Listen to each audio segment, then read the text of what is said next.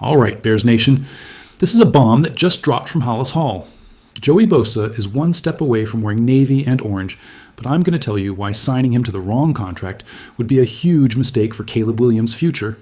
And just when we thought the drama couldn't get any crazier, the Bears board just voted to move forward with a stadium in Indiana, a move that could forever change this franchise's loyalty to the Windy City. But it's not all chaos, because I'm about to reveal the 4 rookies who are turning heads at minicamp and have the potential to be the next monsters of the Midway Legends, especially one who could be the biggest steal of the draft and nobody saw coming. Okay, Bears Nation, take a deep breath with me, because the news that has me most excited, and at the same time, with the most questions, is this: the possibility of Joey BOSA wearing the navy and orange. Fam, this is not a drill. We're talking about a 5-star Pro Bowler, an elite quarterback hunter who, if he comes to Chicago, could transform our defense from good to absolutely terrifying. Let's be direct.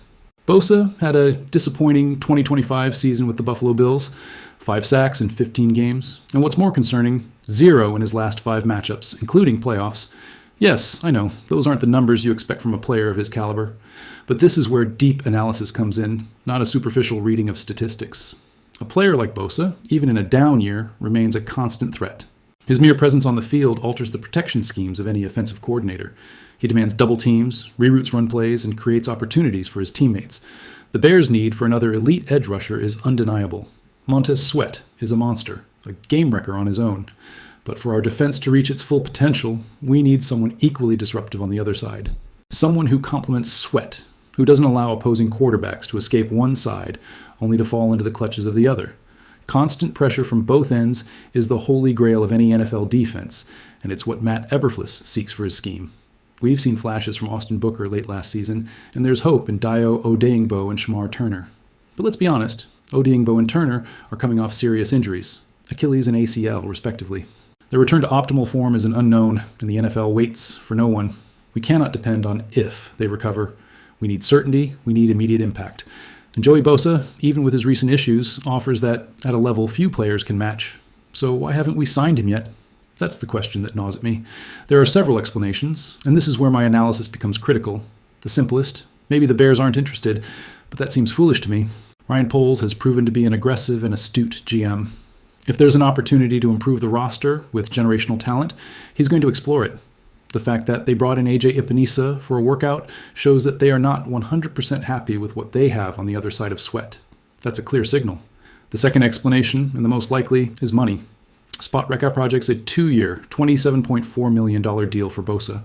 And this is where my opinion becomes firm. The Bears should not pay that. Not for a player coming off a disappointing season, and with an injury history that, while not catastrophic, is a concern.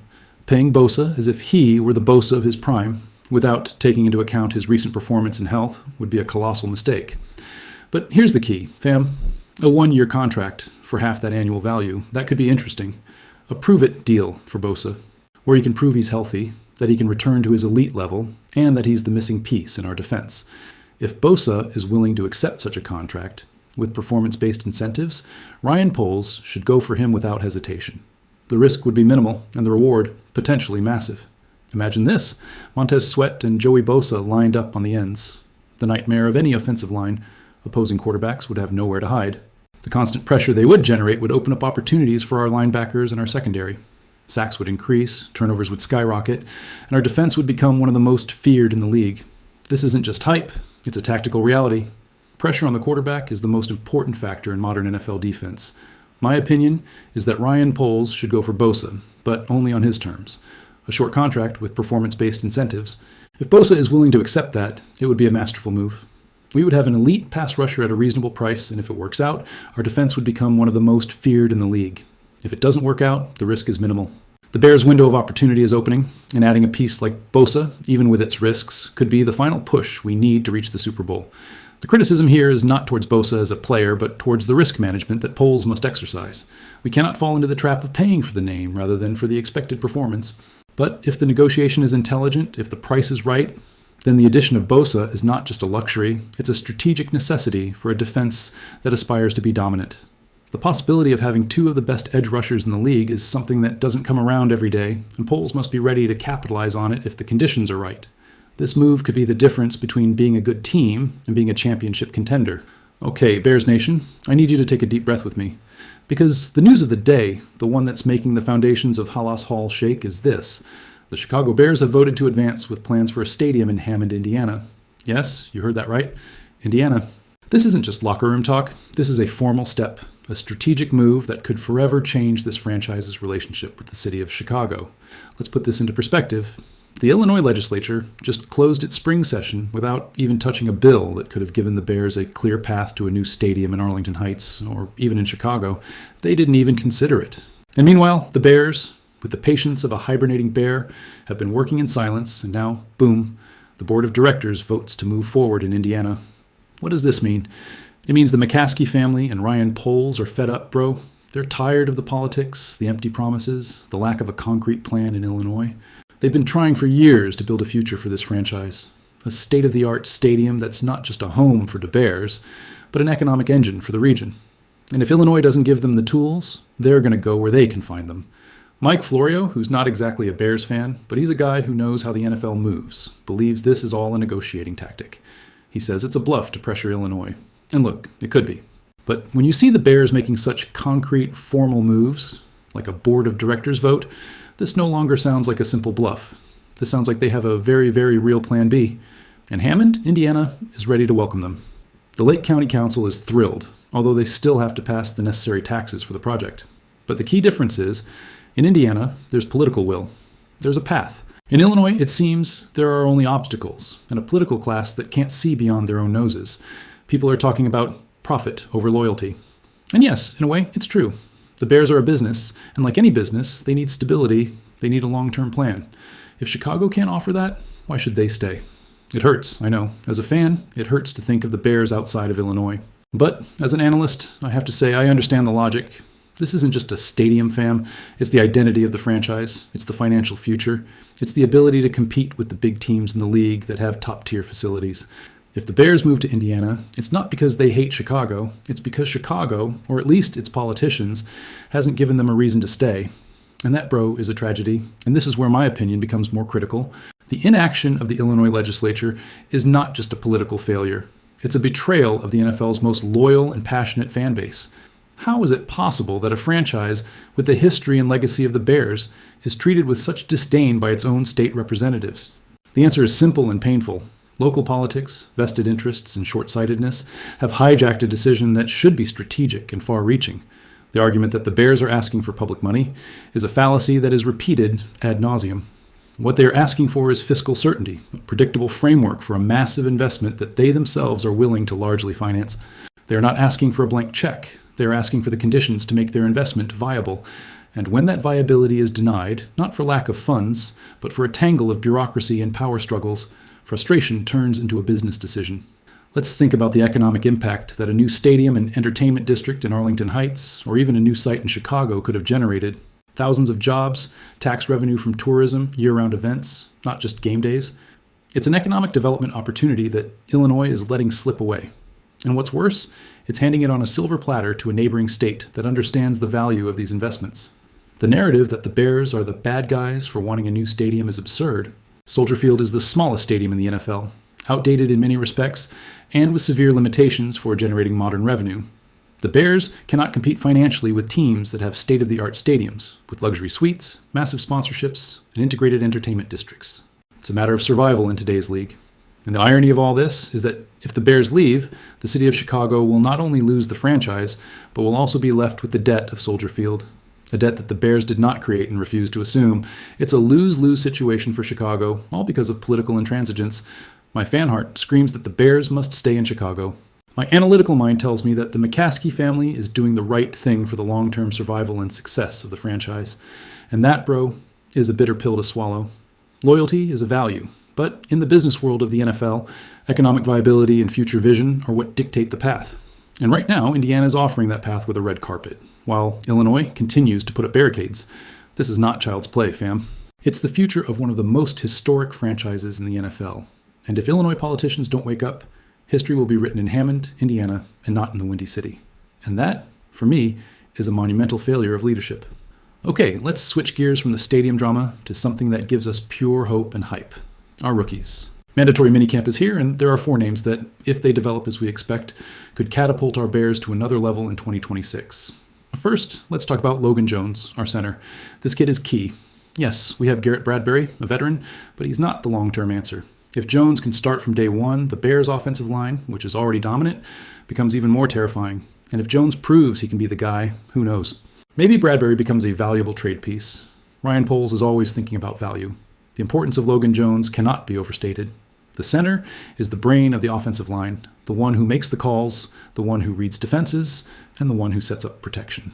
Caleb Williams, our franchise quarterback, needs a solid, cohesive offensive line to thrive.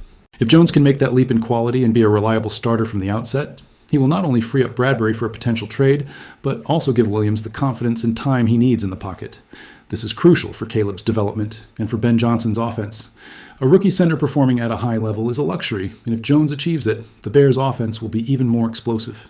Then we have Xavier Thomas, the wide receiver. Poles drafted him in the 3rd round, a higher pick than many expected. But, man, when you see his speed and shiftiness, you understand why. With Rome Odunze and Luther Burden III as our WR1 and WR2, the WR3 spot is up for grabs, and Thomas has the potential to be a one-of-a-kind weapon in Ben Johnson's offense. Imagine the spacing he can create. Xavier Thomas is the kind of player who can change the rhythm of a game with a single play. His speed and ability to make sharp cuts make him a threat on short routes and in the screen game. In Ben Johnson's offense, which relies on creativity and exploiting matchups, a player like Thomas is pure gold. If he can develop good chemistry with Caleb Williams and become a reliable option in the slot, opposing defenses will have to worry about 3 elite receivers, plus the tight ends and running backs. That opens up the field for everyone and makes the offense almost unstoppable. His development in minicamp, especially in route precision and catching balls in traffic, will be key. On defense, keep an eye on Malik Muhammad, the cornerback from Texas. With Tyreek Stevenson's rough start at OTAs, the door is open for Muhammad to compete for the CB2 spot. He was a 4th-round pick that many saw as a 2nd or 3rd rounder, so the value is there. The big question is his physicality. He's a bit slight of frame, and he'll have to prove he can hold up against bigger receivers. But if he does, we'd have a draft steal.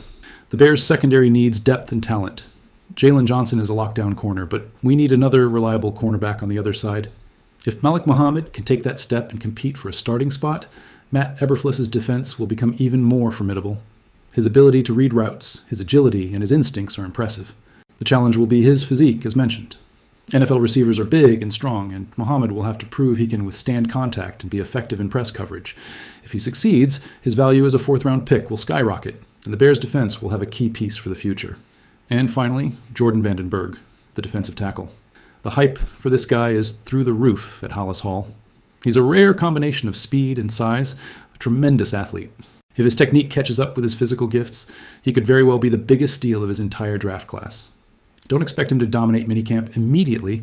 He needs refinement. But if he shows flashes, if we see that explosion, this kid is going to be a problem for opposing offensive lines. The defensive line is the engine of the Bears' defense. With Montez Sweat rushing from the edge, we need defensive tackles who can collapse the pocket and stop the run. Jordan Vandenberg has the potential to be that kind of player. His combination of speed and size is rare for a defensive tackle, which allows him to be disruptive in both the pass rush and run defense. Minicamp will be an opportunity to see how he adapts to the speed of the NFL game and how he develops his technique. If he can show those flashes we talked about, if he can use his athleticism to win one-on-one battles, then the hype will be more than justified. A dominant defensive tackle is a fundamental piece in any elite defense, and Vandenberg has the potential to be one. These rookies are the future. Fam, they're the injection of talent we need to stay at the top of the NFC, and watching their development in this minicamp is crucial to understanding how far we can go this year. The success of a team in the NFL is often measured by the ability of its young talents to step up, and these 4 have the potential to be game changers. What a roller coaster of emotions today, huh, fam? From the real possibility of Joey BOSA wearing the navy and orange, news that fills us with hype, to the harsh reality of the possible move of our Bears to Indiana, and the pure excitement of seeing our rookies ready to dominate. This franchise is more than a zip code, bro. It's the history, the passion, the navy and orange that runs through our veins, but it's also a business, and businesses need stability. If Illinois can't provide it, then the Bears' decision, however painful, is understandable. But let's not lose the hype for what's coming on the field. Caleb Williams, Ben Johnson, our young talents, this team is ready to compete. So if this video made you feel something, if it gave you something to think about, give it a good like, subscribe to the channel if you haven't already, And tell me in the comments, do you think Joey BOSA is the missing piece? Are the Bears really going to Indiana, or is it all a big bluff? What do you think about our rookies? I want to read your opinions. Bear down, always. See you in the next one.